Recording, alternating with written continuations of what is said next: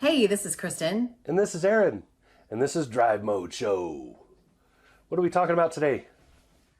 Today we're going to talk about U.S. News and World Report's Best Cars for Families, which just came out today.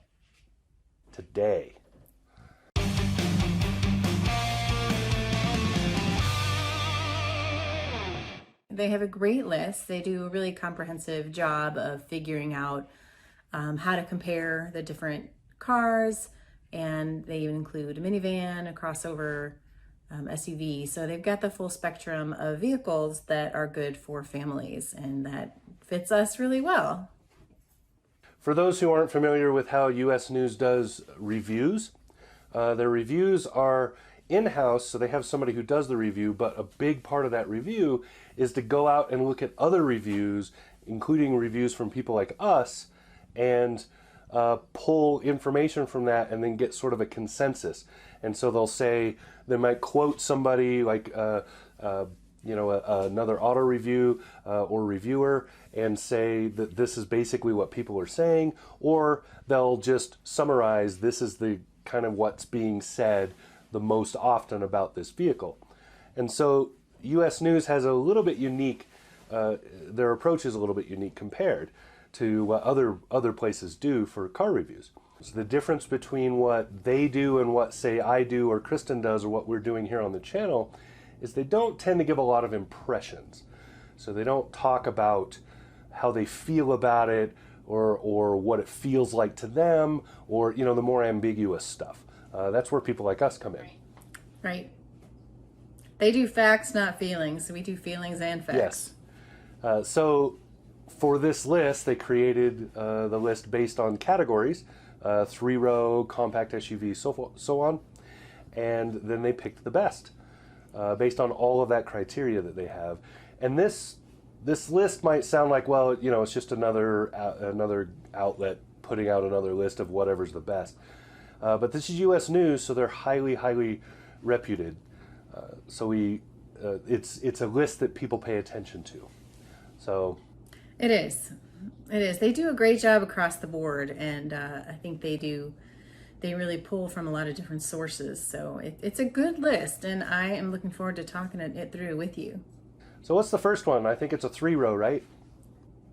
That's right. Best three-row SUV, and it is the Kia Telluride. No surprise. Not at all. It's been raking in the wins this year across the board.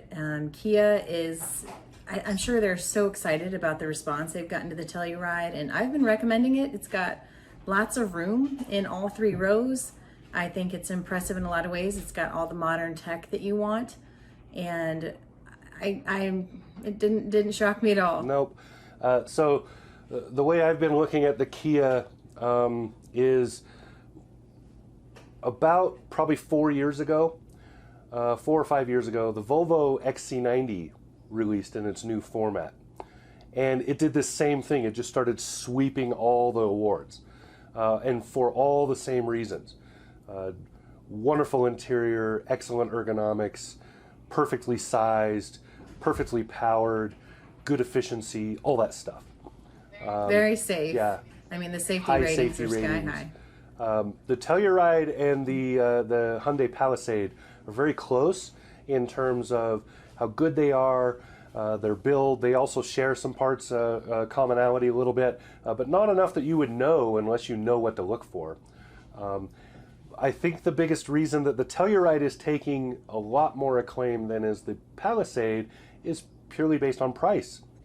The Telluride's a few $1,000s cheaper all the way across the board, as far as I know. So I think that's the biggest reason, because the two are very, very comparable. But the Palisade is just slightly more upscale, and it has a price to match that. It is. It's got a little bit more of a European layout too on the interior. It's got the drive mode buttons instead of the knob, or however the Telluride is set up. It's different. And also I think Kia has done a spectacular job marketing the Telluride. Oh, yeah. I mean, they've put a lot of money into it. Yes. It's a beautiful layout, and I thought it was a great ride. So I think it's a good pick on their part. So the next one on the list is a compact SUV, And this happens to be one of my favorite crossovers for this generation because it just released. The 2020 Toyota RAV4 is basically brand new. There are a couple things that annoy me about it. Most of those are personal problems. They're not the Toyota Well. itself, it's me. But the RAV4 is very, very well done now. Much improved over what it was before, and a lot more breadth in the product lineup for it. It now has off-road I variants agree. and all that, right? Yes, there are a lot of options. I actually was at a Radwood event a couple weeks ago, and they had one of the two-door, one of the original two-door RAV4s there. And I was like, yeah, I remember that. I mean, I remember when the RAV4 first came out, and it was so rounded, and it was very different. And now it looks a lot more mainstream, I think, but it offers a lot of great features, and it offers Toyota Safety Sense 2.0, which includes all the driver assist features that you're Yes. going to want. So the RAV4 went from, it was the original compact SUV crossover, and it went from kind of a boxy little look to a little more sleek, and then it got narrower and narrower up front. And so the hood line got more and more narrow, and it became more and more in looks like one of Toyota's cars, and that started to impact sales. And then now they've gone the other way, and if you park it next to most any other crossover in its class, it's very similar in that it doesn't have the sharp nose. It's more flat-faced, a little more square, but it has a lot of style. And one of the things the RAV4 has that you don't see on others is a little more of what Toyota is doing for their styling now, where they're kind of getting jiggy and they're letting things poke out a little bit and get a little more, have a little more flow to them, where they didn't used to do that. They used to be ultra conservative. So it's a really good look. Yep, and just for 2020, they came out with all these variants, and they've really been promoting the different styles for different kinds of drivers and different kinds of families. And so I think there's a RAV4 for everybody out there now. Yeah. One of the reasons it won is because there are so many options and high safety ratings. Those were the really big points for this. Next up is a minivan. Okay, so the minivan that won is the Honda Odyssey. And I've got some thoughts about that because my sister is on her second Honda Odyssey, the first one she had for 10 years. And now she's on her second one. She loves it so much, and it is super comfortable. I mean, I think it has a lot going for it. The research that I've done comparing it to the Chrysler Pacifica, which is also one of our other favorite minivans, is that they're comparable in a lot of ways. And they've, I think, maybe built on each other's best practices. Honda has a slightly better resale value, which helps. They do last a long time. I think the Chrysler Pacifica has a better placement of their vacuum. There's some little things that helps them stand apart.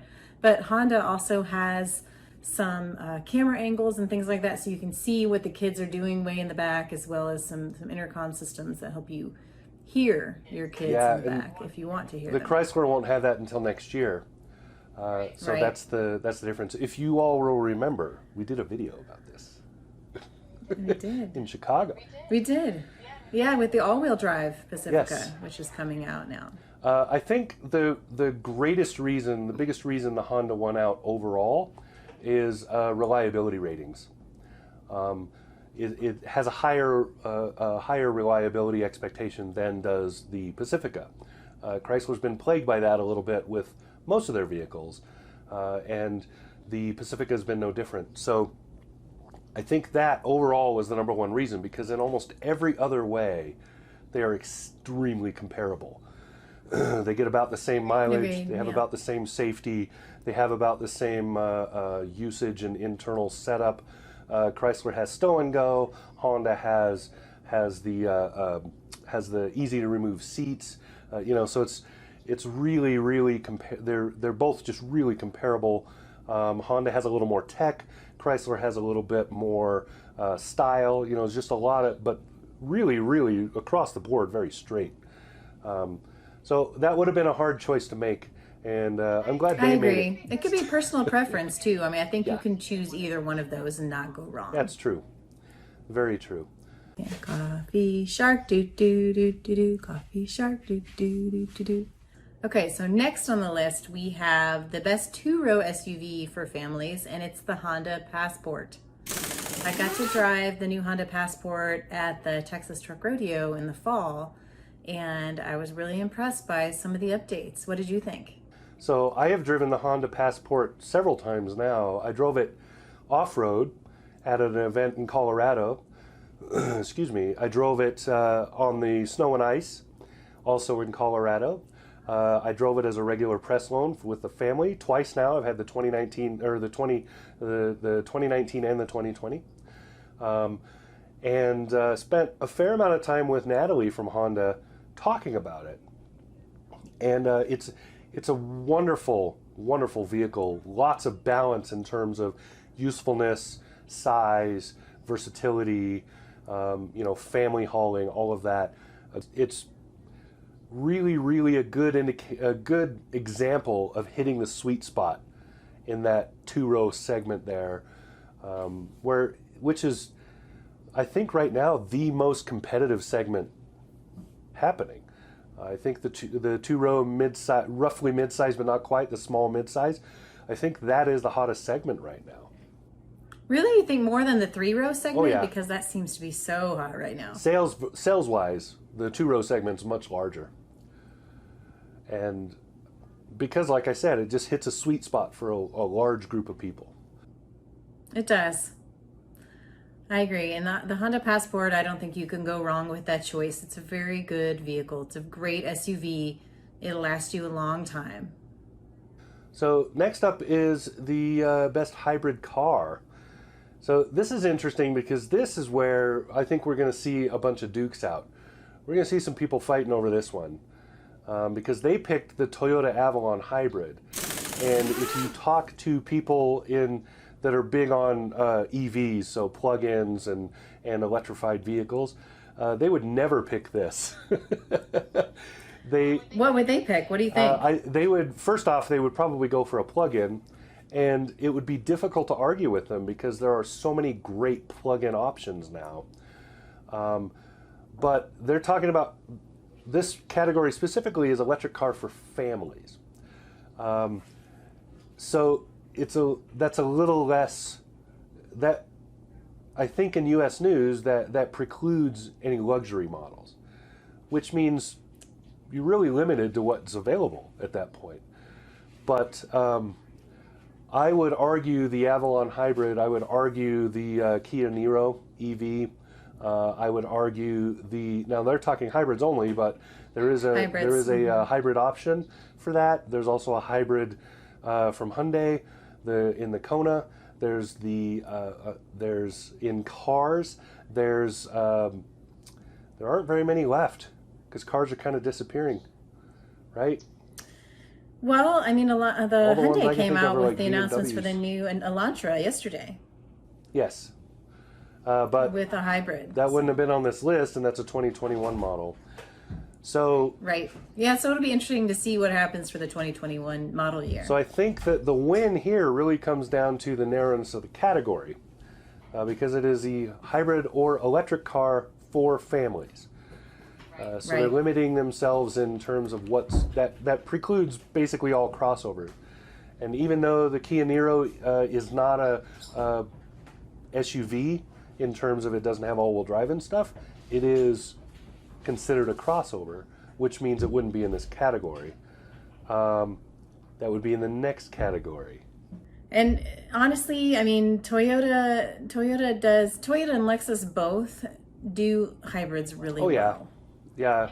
And the Avalon's, it's a beautiful car. It's a big, beautiful car, and that'll come up later on the list as well. The Avalon's problem is that its public persona, the way people see it, not the way Toyota markets it, the way people see it, it's a old people car, right? So it's very conservative in terms of its looks. It's very very conservative to drive, but like most Toyotas, if you have the option between the gas and the hybrid, the hybrids is probably the better one. Probably drives better, feels better, and always gets way more fuel economy. With the Avalon, you're getting 40 easy. You can get 40 miles a gallon all day without even trying. So it does have that. It has that. All right, so the next one on the list is another Toyota family, and it is in the category of Best Hybrid or Electric SUV, and it's the 2020 Toyota Highlander Hybrid, which I drove last December. And we have a video with Harvey Briggs driving the new Highlander. So the only criticism I've really heard about the Highlander is that the third row is very small. You know, so if you have little kids, that works out fine. But if you have teenagers or, you know, even tweens, probably it wouldn't be as comfortable for them. But the drive is great. And it has, of course, again, Toyota Safety Sense 2.0, which allows you to have all the driver assist features that you'd want in general. The only thing that I would say in terms of the competition for this vehicle is almost all of them are either smaller or luxury models. There aren't really that many hybrids in that segment. There are hybrids on either side of it, but not in that particular segment. You have to go to like BMW, Mercedes, or you have to go smaller, and you have to go back to what we were talking about before with the Hyundai and the Kia, and you have to get smaller. The one big exception would be the Outlander plug-in. And I'm interested to know what the difference was between those two, and I think it really came down to interior fitment and how quiet the ride is. But yeah, having driven the Outlander itself many times, I can tell you that's probably why it didn't make it. And the back row has the same issues. The third row is still cramped and small. It's really for occasional use only, even with kids. But the same can be said of the Highlander. The third row is really kids only and probably not a permanent kid seat. So. But if you really want a hybrid and you want an SUV, then I can see why the Highlander Hybrid took the top of the list here.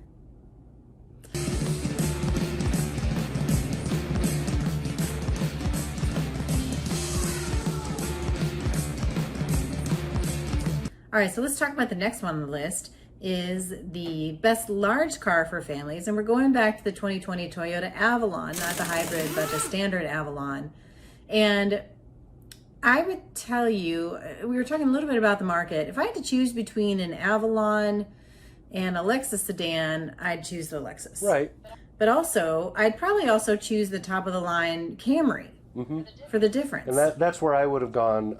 I would say price-wise, you spend about the same amount of money, you get the top of the line Camry to get at about the midpoint of the Avalon in terms of fitment. And the Camry and Avalon, almost within a cubic foot or so, are the same interior footprint. So they have the same amount of interior room. The Avalon is a full-size car because Toyota says so. EPA says it's a mid-size car. So that's what you need to know. Again, like most Toyotas, the Avalon included, if you have the gas versus the hybrid, paying that extra, it's usually around $1,200 to $1,500. Paying that extra upgrade to get the hybrid really pays off. You get over 10 miles a gallon added on in fuel economy, and you get a much better balance to the ride. Now, what I want to know is how they went with a large car for families, and this is where I would have hoped that we would have seen FCA shine, because they got the Charger, they got the 300, they've got the what's the other one? They don't have another one, but there is somebody else that has one. Anyway. Well, remember the Kia K900 was also in that class. Oh, yeah. And that was a beautiful car. But that, I believe, is a make it premium level car, right? They're selling it as a premium car in the, Buick kind of category. Right. So. Yeah, the Buick LaCrosse would have fit into that category, maybe. Maybe not quite as luxurious. So. It's difficult, but I would say the reason the Toyota went out is again, it's going to go back to reliability and resale. Toyota retains really good resale value, and so I could totally see why that would also play a big part in this, because knowing U.S. News and their what do you call it, scoring structure, that would play a big part. That score is important. Also, safety. The Avalon comes standard with things that aren't available until about mid-tier in the Dodge product. In the Chrysler product, I believe that they started adding those, but in Dodge, it's not there yet. Now, I think that the Lexus LS sedan really outshines all of those, but it's an expensive sedan. Right. I mean, it's nearing $100,000, I think, or more. But that's a beautiful large car for families, and that is, I think, also tends to be the demographic of the older adults, maybe without kids, and maybe that's why it doesn't fit. But definitely from a budget perspective, the Lexus LS doesn't fit into that category as well. If you're going to go there, then I would say, I had the Volvo V60 wagon. So the V60 is a wagon. I mean, if I have to make a choice, I'm going there, because then you get the station wagon usefulness. It looks really good. It's priced. Yeah, it does. It's priced at a little less than the Lexus, actually. It was under 50, and beautiful drivetrain, wonderful drivetrain, little turbocharged engine, all-wheel drive, wonderful drive, and beauty of a car, just a beautiful car. So bring back the wagons. They're disappearing. I'm disappointed in people. They're not buying them. All right, so next on the list we have the best large SUV for families, and that is the 2020 Ford Expedition. And I drove a Ford Expedition Max out here to West Texas back in the fall of last year, and I loved that vehicle. It has a lot going for it. It has tons of room. It's big. It's big. I mean, it's definitely going to be more difficult to park if you have a smaller garage. But if you want a road trip ready SUV, that is really comfortable to drive. So we did a family road trip in an Expedition. We loaded up a bunch of camping gear, went down to a yurt, and a yurt. Yeah, and had a great weekend. And then right now in my driveway is a 2020 Ford Expedition FX4. So it's the off-road. Wonderful truck. And so here's the thing that you get that the Expedition has. This new generation, they changed the rear axle setup. So the suspension and the axle in the back are changed. And because of those changes, it now has a tub in the back, where before it had a hard axle and suspension, so everything was flat. What that means so the chassis is shaped different. And what that means is that the Expedition is now kind of halfway between being a full truck-based SUV with the hard frame and all of that, and a crossover unibody car-based SUV. And that means more interior space, but without sacrificing all that capability you get for this basically being the F-150 in SUV form. So right. Now, I think with the new Yukon XL and the new Escalade, those SUVs are going to give the Expedition a run for its money. Now, the price points are different, but in terms of third row room, which is where the Expedition shines, I think those two vehicles are going to be competitive. Especially the Cadillac, because the Cadillac already has long had and still has a very, very impressive ride quality for being a truck. So it's a very, very smooth ride. And then just a well matched powertrain for all of that. That goes with the interior cushionist and everything. The Yukon I haven't experienced in this new generation, so I can't really speak to it. But Yukons in the past suffered from all the truck problems. The other things that you really can't avoid easily in a hard frame vehicle until now. We have companies like Ram Truck and others that have come up with all these little things like the gel cans that they put on the framing and stuff to absorb the noise and vibration. Now that those things are happening, we're seeing more and more of these really well done SUVs, and you don't have to go into the luxury category to get it.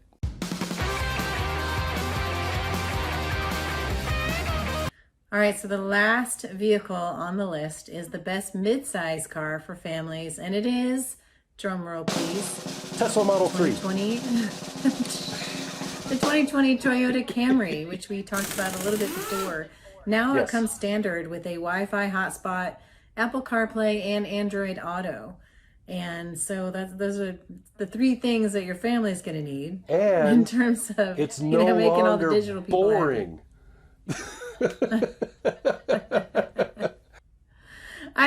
The first car that I bought with my own money was a 1989 Camry. And it was so different than what it is now. I mean, it was a lot smaller. It was a lot boxier. Right. And now it's really smooth. It's a very smooth and comfortable and confident driving SUV with the Toyota Safety Sense 2.0 across the board. And it feels good. They finally matched up all of the engines. So every powertrain you can get with this car is a good match for the car. There's no underpowered model, and there's no ridiculous, why would you buy that overpowered model? It used to be you got the 4-cylinder and it was, and then the only Right. option was really to upgrade to the 6, which was then just sticking a straw in the fuel tank going. Now they've balanced that. They've got much better, and then transmissions much improved. So and then, like I said, the Camry is no longer ugly. It used to be the kicking post. It used to be the one that I went to make fun of because it was just Really? not good looking. It was so boring. And I think it's beautiful now. It's not great now. Wonderful looking. Yeah, it's a good looking car. I prefer the fins and the wild uniqueness of the 50s cars, Right. So today a lot of sedans look the same, but if you look at what's coming out, like I was looking at the Hyundai Elantra for 2021, the launch was yesterday, and I like the way they did the triangle shapes in the side of the vehicle, and the back has a beautiful sloped shape of it. So it's interesting to see what they do with design and aerodynamics. It's been interesting, and it's interesting to see Toyota's approach, because they've got basically 3 different approaches happening in their product line. You got kind of the Prius approach, which is stuff sticking out, weird angles, and everything kind of has that, and that's it. There's not a whole lot of excitement happening. There's a lot of weirdness instead, right? And it works for the Prius, but they tried to translate that and put it on other vehicles for a little while, and it did not work. It just made things not look good, which was one of my complaints talking about the RAV4 earlier. Also had that complaint with the Corolla, because for a long time it just looked like another Prius. It was just a slightly different Prius. They finally got away from that because they realized people weren't buying that. Now they have a very sport look, which is unusual because you wouldn't normally associate Toyota with that. But Toyota's been really, really working hard to change their persona. They don't want to be the boring mid-level, this is just what people buy because they think that it's going to be reliable and they don't have any other reason. They're trying to get past that. They're trying to, the Supra is a new halo car to push that idea. They've gone much sportier. They pushed the wheels out on the Camry to give it a more low-to-the-ground look. They shortened the roof a little bit. They changed some of the dynamics so you can see the clipped trunk now has this little tiny spoiler built into it. Little things like that by themselves don't seem like much all come together to make a really sporty-looking, fast-paced car. And then it just feels good to drive because shoving the wheels out slightly gives it a little more dynamic, and it's just a very well-balanced vehicle in terms of its overall everything, which is why it's still the number one it selling makes it car. fun to drive, right? Right. Much to Tesla fans' chagrin, they can't outsell this car. Sorry, Elon. Well, that is the full list. And I thought that was a good discussion about what's out there, what is top rated, and what some of its competitors are doing. Yes. U.S. News, as always, they do a really good job of scientifically breaking things down. And I think all the way across the board, I agree with their choices. I have ones that I would maybe have had a really hard time making that choice, but I don't think I can argue with their choices. All right, so that's it for today. Thanks for listening. This has been Kristen. And this is Aaron, and this was the Drive Mode Show. Subscribe.